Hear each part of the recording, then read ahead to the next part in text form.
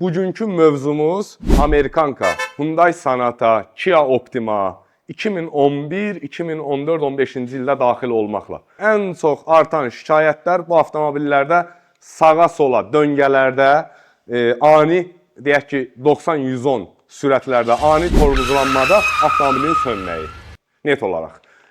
Müraciətlər artır, sürücülər yaxınlaşır, hansı ki artıq bu avtomobilləri bugün 2026-cı il gəlir. Baxsaq ki, neçə ilin avtomobilləridir, nasosdan sıradan çıxır, orada nə edirlər? İndi sizə tam izahlı qaydada göstərəcəm ki, nəyə görə o avtomobillərdə nasos dəyişdikdən sonra döngələrdə, ani tormozlanmada avtomobil sönür, mühərrik sönür. Getdi indi bunun ətraflı izahına. Deməli, həmin yanacaq nasosunu söktük, artıq əldədir.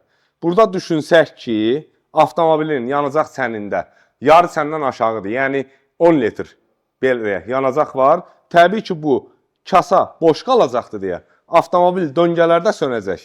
Baxın, deməli çıxardırıq bunu biz buradan. Gördüyünüz kimi burada kasanı görürük. Nasos isə harada yerləşir? Kasanın içərisində. Bu avtomobildə yarı çəndən aşağı olanda, yəni benzin bu hissələrdə olanda avtomobil sönəcək. Səbəb nədir? Səbəb isə gördüyünüz kimi bunların nasosunda iki çıxış var. Yəni nasos benzini aldı, ötürdü yanacaq filtrinin, süzgəcinin içərisinə, buradan ötürüldü mühərriyə. Digəri isə bir çox ustaların, bir çox sürücülərin düşündüyü bu lazım deyil. Bu olmasa güya nə olacaq? Elə əslində bizə ən vacib olan detal bax budur.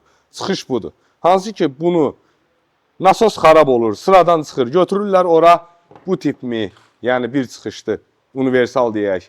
Və yaxud da ki Hyundai'ya aid belə bir nasos ora yerləşdirirlər, istifadə edirlər və bu çıxışı qoşmurlar.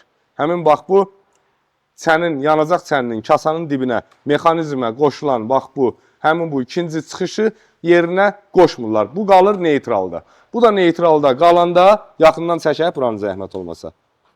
Baxın, bu da qoşulmayanda, bax həmin bax mexanizm gedir oturur yanacaq çəninin, yəni kasanın dibinə, bu çənin dibində olarkən avtomobil işlək vəziyyətdə başlayır paslayan yanacaq çəninin dibindəki benzini çəkib kasaya doldurmağa.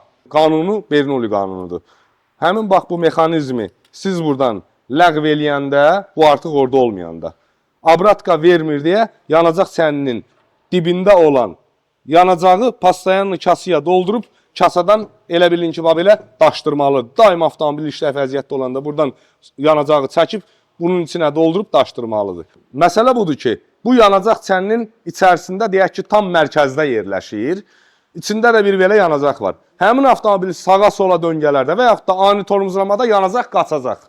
Yəni, yanacaq da sağa qaçanda, sola qaçanda və yaxud da ön hissəyə qaçanda bu qalır boşda. Yəni, siz bu mexanizmi ləğv eləmişsiniz deyə bu kasanın içərisinə əvvəlcədəndən yanacaq doldurmayıbdır deyə bu başlayır həmin o, deyək ki, 15-20 saniyəlik döngədə kasa boşalıb avtomobili söndürməyə. Bax, bu tip avtomobillərin yanacaq nasosunda baxın, iki çıxış var.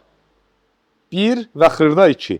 Siz əgər onu ləğv eləyib, ora belə bir nasos yerləşdirsəz, çıxışı olmasın, bunu ləğv etsəz, mütləq qaydada həmin o mən dediyim problemlər sizin avtomobilinizdə baş verəcəkdir. Ona görə də mütləq qaydada bir çox insanlar, ustalar, sürücülər düşünürlər ki, bu avtomobili söndürəndə abratqadımı, artıq qalan geri dönüş edən yanacaqdırmı? Xeyr, onu bu həyata keçirir. Həmin klapan, geri dönüş klapanı.